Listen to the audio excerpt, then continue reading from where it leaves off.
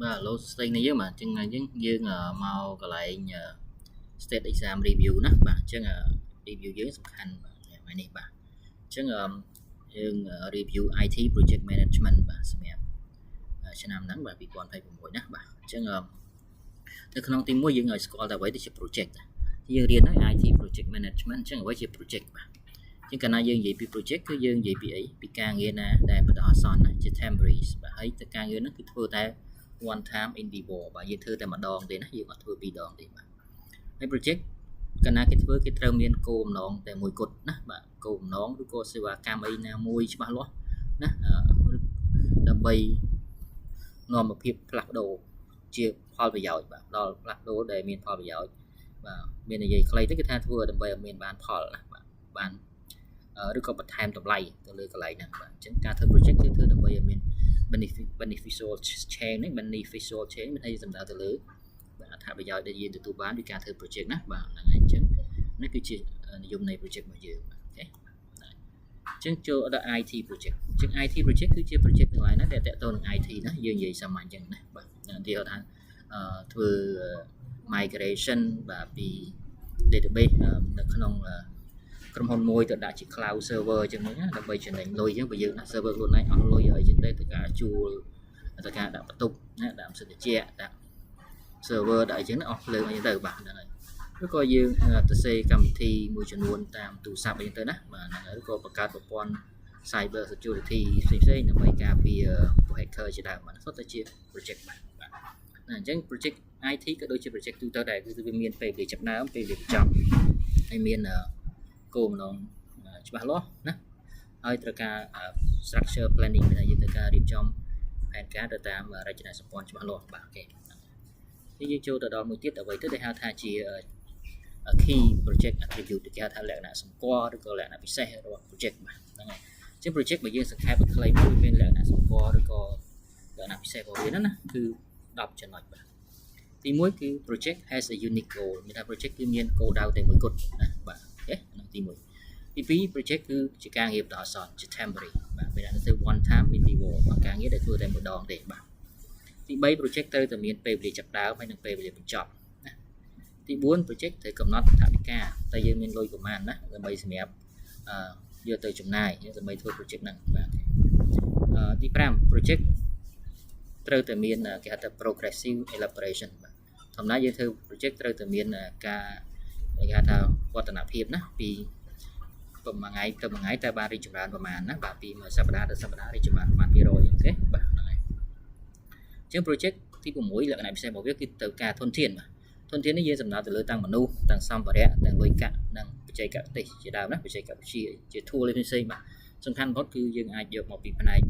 xây tiền 700 từ thằng này thằng để bắt được mong những để dừng ai được bị này và cái này ranh thô này Pomerchi này ba nó này khang này chờច្បាប់អីក៏ដោយពួកយើងទៅធ្វើកិច្ចសន្យាអីចឹងផ្នែកដែលពាក់ព័ន្ធណាបាទគឺហៅថា from stakeholder ទាំងអស់បាទទី7 project ត្រូវតែមាន project manager បាទ project ត្រូវតែមានអ្នកគ្រប់គ្រងមួយយ៉ាងច្បាស់លាស់ហើយត្រូវមានអតិថិជនឬក៏អ្នក sponsor ធម្មតាយើងធ្វើ project យើងត្រូវការធ្វើឲ្យនរណាម្នាក់អញ្ចឹងយើងធ្វើអតិថិជនដើម្បីយើងលក់ជាសេវាកម្មឬក៏ផលិតផលបាទណាបើអត់មានអ្នកទិញទៅយើងមិនបានប្រាក់ចំណេញណាឬក៏យើងមានអ្នក sponsor មានថាអ្នកដែល donor ឲ្យយើងបាទយើងធ្វើឲ្យជាសម្រាប់ store យើងអត់យកលុយទេប៉ុន្តែមានគេអ្នកចេញលុយឲ្យយើងណាបាទទី8គឺ project ត្រូវតែជួបនៅបញ្ហា uncertainty បាទអញ្ចឹងធម្មតាធ្វើ project វាតែងតែជួបនូវភាពមិនច្បាស់លាស់ណាមួយអញ្ចឹងណាអញ្ចឹងយើងមានមធ្យោបាយនៃការគ្រប់គ្រងនូវភាពច្បាស់លាស់ហ្នឹងបាទយើងមិនបាច់ថាចាំតែច្បាស់លាស់ 100% បើយើងធ្វើបានទេអត់ទេបាទអញ្ចឹង project involve risk បាទការធ្វើ project ត្រូវតែជួបនឹងហានិភ័យអញ្ចឹងបាទយើងទៅរៀនអំពី risk management បាទគឺការគ្រប់គ្រងហានិភ័យបាទទី10បាទ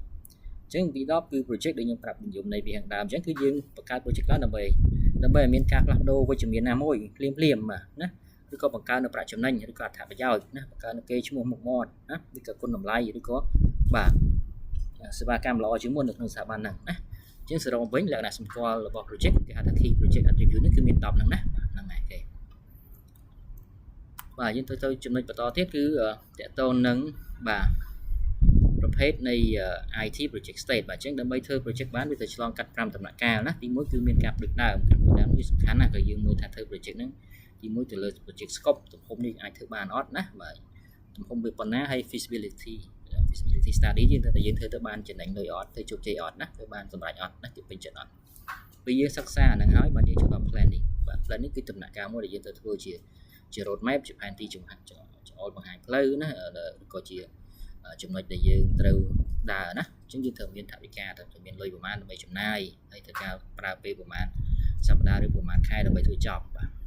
ទី3ពេលយើងចេះអនុវត្ត execution ពេលយើងធ្វើណាអញ្ចឹងពេលយើងធ្វើនេះគឺយើង build ដូចជាយើងទៅសេកូដណាយើង design ផ្សេងណាតម្លើ hardware អីចឹងទៅដើមបាទបន្ទាប់ពីយើង build ចប់ហើយយើងត្រូវយកទៅឲ្យគេប្រើប្រាស់យើងត្រូវមើល monitor ហើយនឹង controlling បាទត្រួតពិនិត្យហើយយើងតាមដានបាទណាយើងត្រូវមានតាមដាន progress ពីទូទៅគេចាត់ប្រើដូចជា Gantt chart ដែលយើងរៀននៅក្នុង Microsoft Project Management ចឹងបាទចុងក្រោយគឺ final testing គេហៅថា closing បាទ final testing នេះគឺធ្វើម៉េចដើម្បីឲ្យអតិថិជនគាត់ទទួលយកបាទគេហៅថា user acceptance test ពេលដែលគាត់ទទួលយកហើយ project នឹងបានល្អគឺបកគោលអ្វីឲ្យតែគាត់ទាំងអស់បាទគឺថាគាត់ក៏បកគោលឲ្យយើងបាទទៅតាមកិច្ចសន្យាដែរបាទអញ្ចឹង project នេះចប់បាទត្រឹមហ្នឹងហេអញ្ចឹងមួយទៀតតើតើនឹងដើម្បីធ្វើ project ណាដើម្បីធ្វើ project យើងដឹងហើយថា project មានធាតុផ្សំសំខាន់របស់វាមួយដែរគឺ project manager បាទអញ្ចឹង project manager ដើម្បីធ្វើ project បានគាត់ត្រូវមានអីខ្លះគាត់ត្រូវមានចំណេះដឹងគាត់ត្រូវមានជំនាញគាត់ត្រូវមានចេះប្រើកម្មវិធីគេហៅថា tool កម្មវិធីថ្មីកម្មវិធីទំនើបកម្មវិធី automation កម្មវិធីណាដែលជួយសម្រួលដល់ការងាររបស់គាត់ណាជៀសវាងការធ្វើការងារដោយដៃឬក៏ធ្វើការងារយូរពេកណាវាអត់ទាន់អូខេហ្នឹងហើយអញ្ចឹងតទៅទៀតក៏ត្រូវមានបច្ចេកទេសណាអត់មានបច្ចេកទេសក៏គាត់ធ្វើបានដែរអញ្ចឹង project manager ហ្នឹងដើម្បីឲ្យបានធ្វើ project ជោគជ័យត្រូវមានបាទចំណេះដឹងមានជំនាញមានបាទកម្មវិធីមានបច្ចេកទេសទាំងអស់ហ្នឹងទើបអាចធ្វើបានបាទអញ្ចឹងចំណេះដឹងគាត់ត្រូវចេះអីខ្លះបាទអញ្ចឹងទី1គាត់ត្រូវចេះចំណេះដឹងខាងផ្នែក project management បាទគឺដូចជាការរៀបចំ planning ជាដើមការរៀបចំផែនការសំខាន់ណាស់បាទអញ្ចឹងគាត់ត្រូវធ្វើ plan មែនណាសិក្សាទៅលើលទ្ធភាព feasibility បាទរបៀបម៉េចណាកំណត់ថវិការបៀបម៉េចណាដាក់ធនធានមនុស្សប្រមាណណាហើយគាត់ត្រូវចេះបាទ execute បាទគាត់ត្រូវចេះអនុវត្តបាទមិនចេះតែ plan the work and work the plan មានថារៀបចំផែនការហើយធ្វើទៅតាម plan របស់គាត់ពេលធ្វើនោះគាត់ត្រូវមកមើលគេផងណាត្រូវ monitor បាទ monitor គឺគាត់ត្រូវ follow up បើធ្វើខុសពី plan គាត់អាចឲ្យឆេងបានណាហើយបន្តមក closing បើ closing ធ្វើម៉េចឲ្យបិទ project នោះចប់ទៅជោគជ័យណាបុគ្គលិកមិនហត់មិនគេហៅថា fighting job ធ្វើឲ្យលែងចង់ធ្វើទៀតណាហើយអតិថិជនគាត់ពេញចិត្តបាទគាត់សប្បាយចិត្តនឹងឲ្យលុយយើងណាបាទអាហ្នឹងចំណុចដែលសំខាន់ project manager ត្រូវតែចេះបាទទី2គាត់ត្រូវយល់អំពី project objective និង scope បាទអ្វីទៅជាគោលបំណងនៃគម្រោងរបស់យើងបាទហើយទំហំគម្រោងបាទកុំយក project ណាដែលធំពេកយើងធ្វើអត់ចប់តែគោលបំណងរបស់យើងចង់បានអីឲ្យច្បាស់លាស់ណាបាទទី3បាទគាត់ត្រូវចេះប្រើប្រាស់ resource management ត្រូវចេះចាត់ចែងធនធានហ្នឹងហើយទី1មនុស្សបាទត្រូវដាក់មនុស្សឲ្យត្រូវជំនាញត្រូវទេពកោសល្យណាទៅនៅបំណិនប្រសពគាត់ណាហើយតើមានតែចេះចាត់ចែងថវិកាណាថវិកាបាត់ចិត្តហ្នឹងឲ្យច្បាស់លាស់ណាកុំឲ្យចំណាយលើខ្ទង់ចំណាយសោះតែខ្ទង់ចំណាយយើងនឹងខាតដែរណាបាទ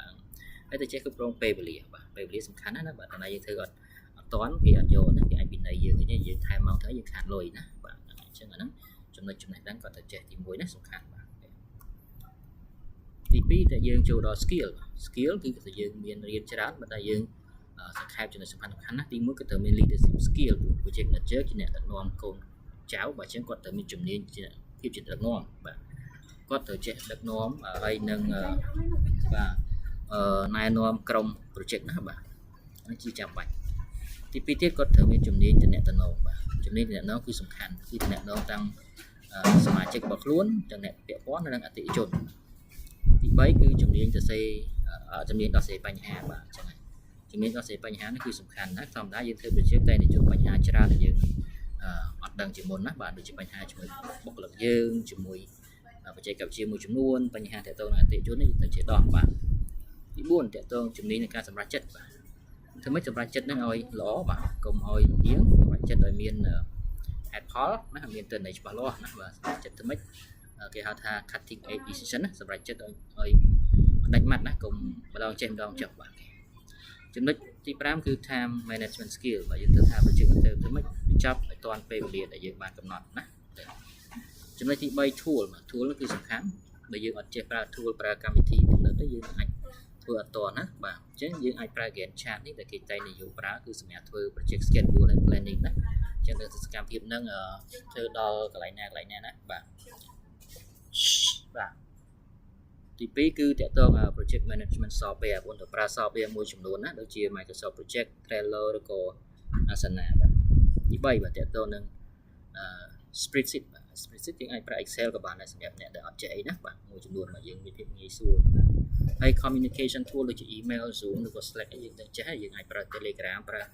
đây các bạn ấy bạn tôi là việc nghĩ xuôi rồi dùng pra instant messenger để nhập trong 10 bạn cáiចំណុចទី4គឺបច្ចេកទេសបាទបច្ចេកទេសគឺសំខាន់បាទគឺយើងទៅចេះបំបែកគេហៅថា WBS ចេះបំបែកការងារបាទទីហៅថាបំបែក project ធំមកទៅជាទូទៅណា project គឺមាន10 function យើងបំបែកជាប្រហែលផ្នែកចឹងទៅបាទពី3ផ្នែកទៅបន្ទាប់មកយើងបំបែកថាមួយទៅដើម្បីមានងាយស្រួលណាងាយស្រួលធ្វើបាទទី2តកតងគឺ pass method បាទ method នេះគឺសំខាន់ណាស់យើងនឹងដឹងចំណុចសកម្មភាពដែលចាំបាច់ណាពេលវេលាបាទពីខផាមានថាផ្លូវណាដែលចំណាយពេលយូរជាងគេណាបាទអញ្ចឹង project ទៅចំណាយពេលប្រហែលទៅចប់ទី4តកតង risk management គួរទៅសិក្សាទៅលើហានិភ័យ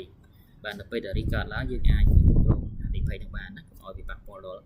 វឌ្ឍនភាពឬក៏ជោគជ័យរបស់ project យើងបាទចំណុចទី4តកតង performance evaluation បាទអានេះគឺយើងទៅវិតម្លៃទៅលើ progress មានថាវឌ្ឍនភាពហើយនិងលទ្ធផលនៃ project របស់យើងពីណា project វាធ្វើចាប់ប៉ុន្តែវាអត់ល្អគេអត់ពេញចិត្ត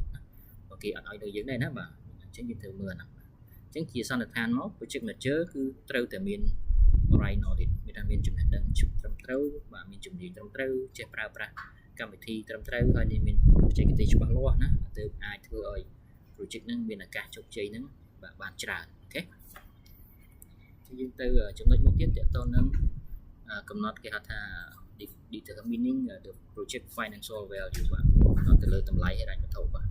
ជាងធម្មតាធ្វើ project ដើម្បីចំណេញលុយណាអញ្ចឹងហិរញ្ញវត្ថុគឺសំខាន់ណាស់អញ្ចឹងដើម្បីជ្រើស project មកធ្វើគេមានមធ្យោបាយច្រើនណាប៉ុន្តែនៅនេះយើងលើកពីចំណុចដែលសំខាន់ពីរចុះទី1គឺ ROI បាទ ROI នេះគឺគេហៅថា return on investment យើងគិតទៅលើប្រាក់ចំណេញបាទទី2យើងទៅលើ net present value មានថាសម្រាប់ project ដែលយើងចង់ចំណេញគិតរយៈពេលយូរណាពេល project ហ្នឹងយើងគិតពី long term ROI នេះយើងគិតពី short term បាទអូខេអញ្ចឹង ROI នេះគឺយើងជាមធ្យោបាយមួយដើម្បីវាស់ទៅលើប្រាក់ចំណេញនៃការវិនិយោគរបស់យើងបាទហ្នឹងហើយអញ្ចឹងឧទាហរណ៍ថាបងចំណាយលុយប្រមាណណា$100ដើម្បីធ្វើអញ្ចឹងបងត្រូវចាត់ចំណេញលើស100តែបងបានធ្វើណាទៀតអស់100ចំណេញបានមក150អញ្ចឹងទៅបាទអញ្ចឹងROIយើងមានរូបមន្ត2បាទរូបមន្តនេះសំខាន់ណាបងត្រូវតែចាំវាបាទអញ្ចឹងROIទី1គឺយើងអាចប្រើ net profit ប្រាក់ចំណេញសរុបចែកនឹងចំណាយសរុបវិនិយោគគុណនឹង100ណាយើងនឹងឃើញភាគរយដែលយើងត្រូវចំណេញបាទបើយើងចំណេញកាន់តែច្រើនភាគរយកាន់តែច្រើនយើង project ហ្នឹងគឺយើងកាន់តែល្អយើងអាចយកវាមកធ្វើមុនបានបាទទី2គឺ ROI មួយទៀតគឺគិតអំពី total PV មានថា present value of benefit នៃប្រាក់ចំណេញដល់ total PV នៃ cost ណាហ្នឹងគឺថា total ប្រាក់សរុបតម្លៃបច្ចុប្បន្ននៃប្រាក់ចំណេញដកនឹងបាទតម្លៃបច្ចុប្បន្នសរុបនៃប្រាក់ចំណាយបាទចែកនឹងបាទតម្លៃសរុបរបស់សំទោសតម្លៃបច្ចុប្បន្នសរុបនៃការចំណាយគុណនឹង 100% បាទអញ្ចឹងបើសិនជា100នឹងកាន់តែខ្ពស់កាន់តែល្អណាបាទអញ្ចឹងបើសិនជាមាន project 2 3ទៅ project ណាដែលធ្វើទៅមានប្រាក់ចំណេញភាគរយខ្ពស់ជាងយើងយកនឹងមកធ្វើមុនបាទអូខេហើយជាឧទាហរណ៍បាទទីថាទី1យើងប្រើរូបមន្ត100ដែលហៅយើងមាន net profit គុណនឹងចែកនឹង total cost investment គុណ100វាថាប្រាក់ចំណេញឬក៏ប្រាក់ចំណូលសរុបហ្នឹងចែកនឹងប្រាក់វិនិយោគសរុបបាទទៅលើការចំណាយនេះគឺថាប្រាក់ចំណាយសរុបសម្រាប់វិនិយោគក៏បានគុណនឹង100បាទ100%នេះបាទឧទាហរណ៍ថាយើងទិញសូកូឡា1000ប្រទេសណា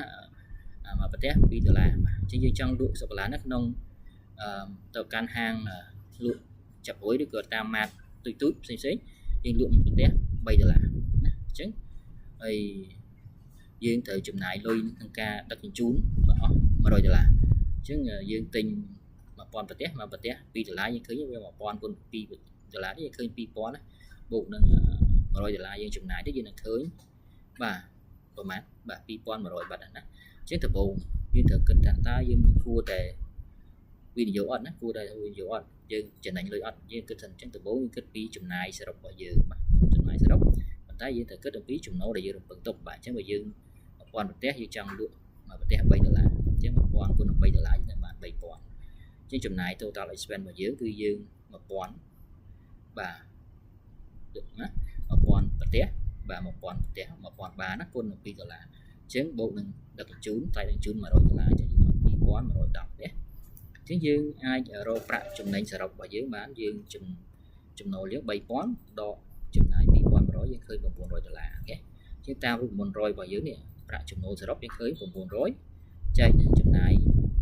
សរុបនៃការវិនិយោគគឺ2100ហើយគុណនឹង100យើងឃើញ42.9អញ្ចឹងវាស្មើនឹង43%បាទយើងបង្កត់វាទៅណាយើងឃើញយើងចំណាយតែ2100យើងមានឱកាសចំណេញដល់43%រឿងអីដែលយើងអត់ធ្វើណាអញ្ចឹងបែបហ្នឹងបើយើងអញ្ចឹងយើងឃើញថាយើងចំណេញច្រើនអញ្ចឹងយើងត្រូវតែធ្វើណាបាទអូខេទីហោមួយទៀតយើងប្រើរូបមន្តនេះគឺសំខាន់ណាស់បាទទៅមើលមែនតើបាទហ្នឹងហើយជារូបមន្តនេះគឺអីគេបាទគឺ100នេះស្មើនឹង total PV នៃ benefit ដកឲ្យ total PV នៃ cost ចែកនឹង total PV នៃ cost គុណនឹង100បាទអញ្ចឹងយើងមាន project ចំនួន2បាទនៅក្នុងគេប្រាប់ discount rate 6%បាទណាហើយគេឲ្យយើងគណនា100ដោយប្រើប្រាស់ present value ណាអញ្ចឹង project ហ្នឹងគឺចំណាយពេល5ឆ្នាំណាគេប្រាប់ discount rate 6%ហើយគេប្រាប់discount factor វាឆ្នាំទី1គឺ 0.9434 ឆ្នាំទី2 0.8400 ហ្នឹងណាហើយដេញរហូតដល់ឆ្នាំទី5បាទអញ្ចឹង project ទី1ចំណាយឆ្នាំទី1 $37000 ឆ្នាំទី2 27000ឆ្នាំទី3 15000ឆ្នាំទី4 13000ឆ្នាំទី5 12000ទៅណាហើយឆ្នាំទី1គឺ benefit ប្រាក់ចំណេញគឺ0អត់មានទេហើយឆ្នាំទី2ចំណេញ35000ណាដេញមកចេញមកណា project ទី2គឺចំណាយ38000ឆ្នាំទី1ឆ្នាំទី2 28000ដេញរហូតដល់ឆ្នាំទី5ហើយ project ទី1 project ទី2ឆ្នាំទី2គឺគាត់ចំណាយ38000ប៉ុន្តែគាត់ចំណេញ12000បាទអញ្ចឹងណាពេលនេះគេប្រាប់យើង PV ណាគេប្រាប់យើង PV យើងត្រូវគណនា100ដល់ថា PV នឹងឯងអញ្ចឹង PV នឹងធ្វើម៉េចដើម្បីគណនា PV បាទ PV យើងដឹងគឺ present value ណាដើម្បីគណនា PV ដែលមានរូបមន្តរបស់យើងណាយើងទៅចាំរូបមន្ត PV បាទអូខេហ្នឹងអញ្ចឹងរូបមន្ត PV របស់យើងគឺស្មើនឹងអីគេបាទនេះទី1យើងគណនា PV នៃ benefit project ទី1 PV ទៅលើប្រាក់ចំណេញយើងឃើញ project នេះវាមាន5ឆ្នាំយើងគូតារាងដូចខ្ញុំអញ្ចឹងមកមានភាពងាយស្រួលច្រើនក្នុងការគណនាបាទអូខេអញ្ចឹងប្រាក់ចំណេញឆ្នាំទី1គឺ0ណា discount factor គេប្រាប់ហើយអញ្ចឹង PV យើងយកប្រាក់ចំណេញនេះគុណនឹង discount factor មកអញ្ចឹងយើងយក0គុណ1ចំនួនគឺឃើញ0ទាំងអស់បាទឆ្នាំទី2គឺឃើញគេចំណេញ35000នេះទៅមើលមកនេះឆ្នាំទី2ណាឆ្នាំទី2យើងចំណេញ$35000ហើយណាហើយ discount factor គេប្រាប់ឲ្យ 0.8 ណាទៅ8990នេះណាយើងមើលទាំងអស់អញ្ចឹងយើងយក35000គុណនឹង 0.8990 យើងនឹងឃើញបាននេះ31150ណាអូខេឆ្នាំទី3ចំណេញ37000ហើយគុណ discount factor តាមតារាងដែលគេប្រាប់ខាងលើហ្នឹងបាទយើងនឹងឃើញបាទនេះ31055នេះទៅណាបាទហើយយើងគុណចឹងមកតាមឆ្នាំរហូតដល់ឆ្នាំទី5បាទពេលយើងគុណហើយយើងយក PV នេះសរុបបូកជួបគ្នាណាអញ្ចឹងបើជាទី1ប្រាក់ចំណេញសរុបគឺ$16900ណា$02.6អញ្ចឹងទៅណាហ្នឹងនេះយើងឃើញ benefit នៃ project ទី1ណាបាទ benefit នេះ total PV នៃ project ទី1អញ្ចឹងយើងអាចឃើញ project benefit មួយហ្នឹងជាយើងរកទៀតគឺ PV នៃ cost PV នៃ cost គឺរូបមន្តវាគឺដូចគ្នាដែរគឺយើងយកឆ្នាំទី1នេះ cost នេះគុណ discount factor ទៅអញ្ចឹងយើងមើល cost ឆ្នាំទី1នេះយើងណាយើងមើល cost ចំណាយមក37000ហើយគុណនឹងបាទ0.9434ឆ្នាំទី1យើងត្រឡប់ទៅមើលនេះយើងចំណាយណាចំណាយណាហើយឆ្នាំទី1យើងចំណាយរបស់37000ណាហើយ discount factor គឺ 0.9434អញ្ចឹងដើម្បីគណនា PV នៃ cost យើងយកអា 0.9434 នោះគុណនឹង37000នៃប្រាក់ចំណាយរបស់យើងទៅណាអញ្ចឹងយើងយកនេះមកគុណមកយើងនឹងឃើញបាទមាន34905.8ទៅណាហើយឆ្នាំទី2ដូចនេះដែរយើងចំណាយ27000 discount factor យើង 0.8900 យើងគុណនេះយើងឃើញ20000បាទ4030ទៅណាយើងគុណបែបហ្នឹងរហូតគ្រប់5ឆ្នាំហើយបន្ទាប់មកយើងយកអា PV cost មួយឆ្នាំនីមួយៗបូកជួបគ្នាទៅទាំង5ឆ្នាំយើងឃើញ9794អញ្ចឹងណា thìយើងឃើញបានរូបមន្ត total PV នៃ benefit project ទី1ហ្នឹងហើយហើយយើងឃើញ total PV នៃ cost ហើយយើងក៏ចំនួនរូបមន្តយើងនេះមកនេះ100នេះស្មើ total PV នៃ benefit ដក total PV នៃ cost ណាគុណនឹង100ចែក total PV នៃ cost ទាំងយើងរកឃើញយើងយកលេខមួយចំនួនមកយើងឃើញ 0.1775 យើងកាត់ក្បៀសវាមកបាទយើងណាយើងគុណគិតជាភាគរយទៅវាស្មើនឹង 17.75% ហ្នឹងហើយ 17.75% project ទី1ណាបាទយើងរកឃើញរយអាកាសចំណេញរហូតដល់ 17.75 យើងអាច18ក៏បានដែរអូខេចឹងដោយសារយើងមាន project 2យើងត្រូវធ្វើម៉េចយើងត្រូវគណនារយនៃ project មួយទៀតណាគេមានថា project ទី1និង project ទី2បាទណាយើងចាប់ដើមគណនា project ទី2បាទ project ទី2គឺយើងប្រើរូបមន្តដូច project ទី1ដដែលនេះគ្រាន់តែយើងខុសលេខគ្នាណាហ្នឹងហើយជាងឆ្នាំទី1 project ទី1ប្រាក់ចំណេញ project ទី2ប្រាក់ចំណេញទៅមក 12000 យើងមកមើលមកនេះ project ទី2របស់យើងណានេះ project ទី2ណាឆ្នាំទី1 benefit ទេ 12000 ហើយចំណាយ 3800 អញ្ចឹងយើងរក total present value នៃ benefit សិនណាចាំទៅយើងចាំយើងរក total បាទ PV បាទ present value នៃចំណាយបាទយើងបូកចូលគ្នាទៅប្រើរូបមន្តរនេះទៅយើងនឹងឃើញហើយយើងយក project ទី1និង project ទី2មកតើនៅមួយណាដែលមានរយខ្ពស់ជាងយើងយក project នោះមកធ្វើមុនបាទអូខេអញ្ចឹងទី1យើងគណនាហើយទី2យើងគណនាតបាទអញ្ចឹងដូចគ្នាអញ្ចឹងបាទយើងដាក់គូតារាងបែបនោះមកយើងដាក់ PV នៃ benefit នេះមកបាទឆ្នាំទី1ចំណេញ 12000 discount factor យើងឃើញ 11380 20 យើងទៅ 20.8 យើងទៅបាទឆ្នាំទី2បាទចំណេញ 36000 គុណ discount factor យើងនឹងឃើញ PV benefit គឺ 32000 ចឹងសរុប5ឆ្នាំមកយើងឃើញ 119,000 បាទ 709 យើងទៅណាអានេះគឺជា total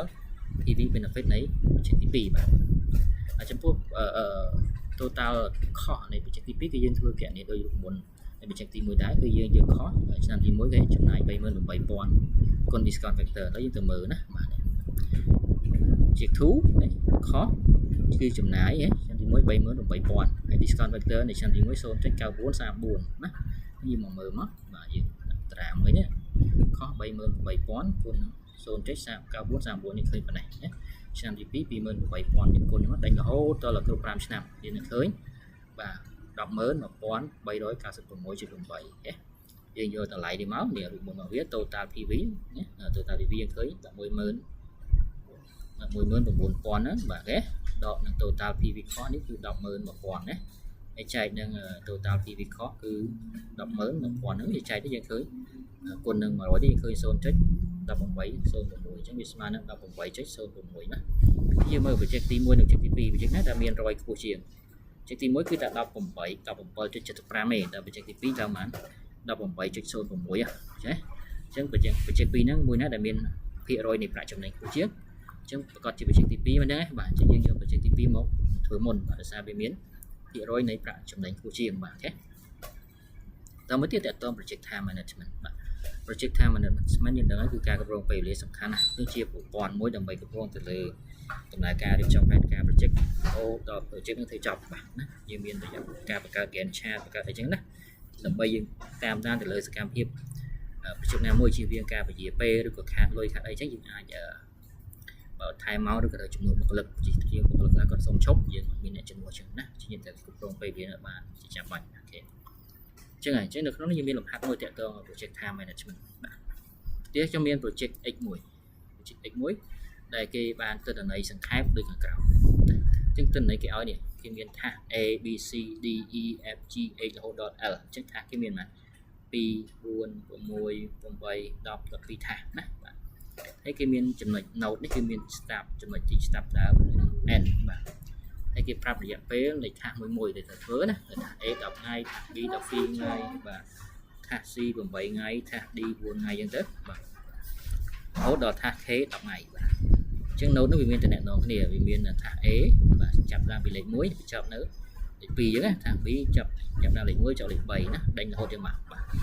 អញ្ចឹងអ្វីដែលគេឲ្យយើងធ្វើនេះគឺជាទិន្នន័យដែលគេឲ្យយើងធ្វើទី1គេឲ្យយើងគូ AOA network diagram នៃ project X ណាអញ្ចឹងបើសិនគេអត់ប្រាប់ AOA ទេយើងគូ AON ក៏បានយើងគូ AA ក៏បានណាហ្នឹងហើយគេប្រាប់ឲ្យគូ AOA យើងត្រូវទៅគូ AOA បាទទី2គេសួរថាតើ project នេះចំណាយពេលប៉ុន្មានទៅចប់ណាអានេះយើងត្រូវគណនារយៈពេលសរុប critical path ទី3គេឲ្យយើងគណនា pre select និង total select នៃសកម្មភាព G និង H នៃ project X ហ្នឹងទី4គេថាបើសិនជា project X ចាប់ថ្ងៃ31ណាខែតុលា2023តើ project ហ្នឹងគួរចាប់ដើមនៅថ្ងៃណាអូខេហ្នឹងឥឡូវយើងចាប់ដើមធ្វើទី1បាទទី1គឺយើងចាប់ដើមធ្វើ project time management ចឹងនេះគេឲ្យតារាងការងារដែលយើងទៅមើលណានេះជាតារាង working calendar យើង2023បាទយើងនៅខែ September ហើយនៅខែ October ចឹងកន្លែងដែលពណ៌ដិតនេះគឺជាថ្ងៃដែលគេឈប់បាទគឺជាថ្ងៃអាទិត្យណាយកទៅការងារបាទហើយ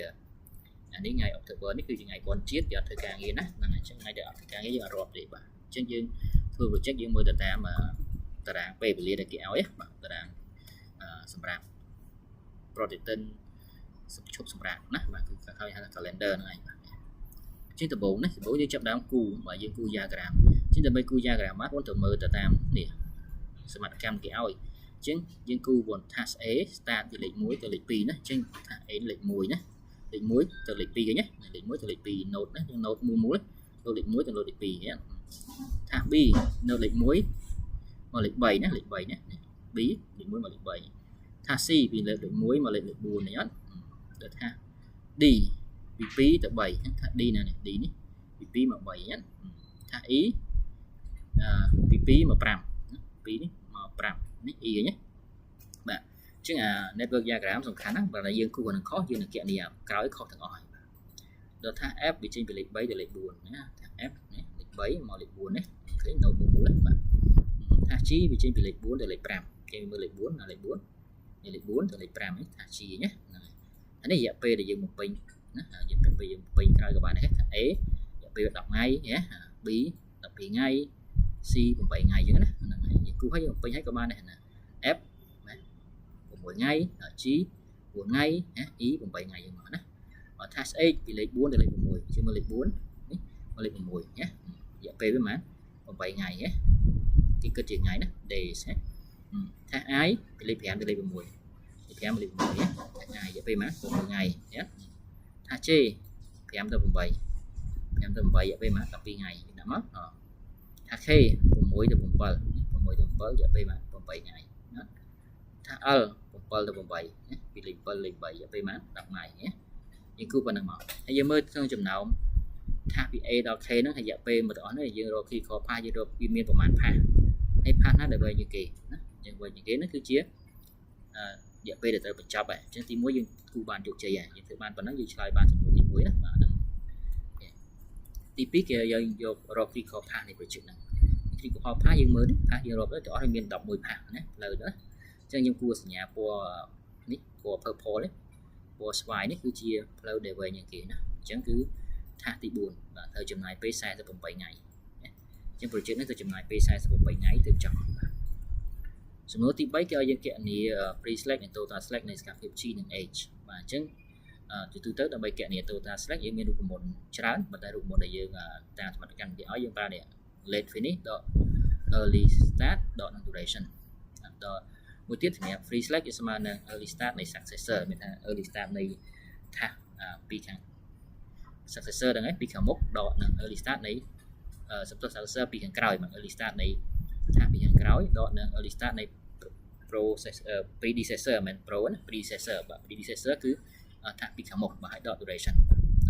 ញ្ចឹងយើងបានគូហើយយើងបំពេញវាមកបាទរយៈពេលដែលយើងធ្វើហ្នឹងណាបាទអញ្ចឹង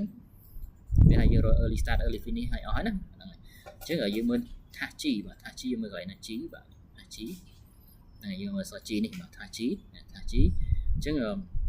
វាមានtotal select របស់វាយើងឃើញនៅខាងមុខវាមានប៉ុន្មាននេះ24បាទ24ណា24 successor បាទ successor គឺនៅខាងក្រោយបាទសំទោសណា successor 24នៅខាងក្រោយបាទនៅខាងមុខរបស់វាគឺ20 predecessor អញ្ចឹងណាអញ្ចឹងយើង24ដក20មកយើងឃើញហើយតមកដកហ្នឹង duration វាមាន4ថ្ងៃណាយើងយក24ដក20បាទណានេះគឺយើងអាចថានេះជាបាទខាងក្រោយយើងអាចថានេះជាគេបាទវាមាន early start មាន late start late finish អញ្ចឹងណាយើងអាចឲ្យនិយមន័យមួយផ្សេងទៀតក៏បានដែរអញ្ចឹងយើងរកតាមណាក៏បានដែរសំខាន់គឺគាត់ត្រូវចាំ early start នៅពីខាងក្រោយហើយនឹង early start នៅពីខាងមុខដក duration បាទអញ្ចឹងនេះ early start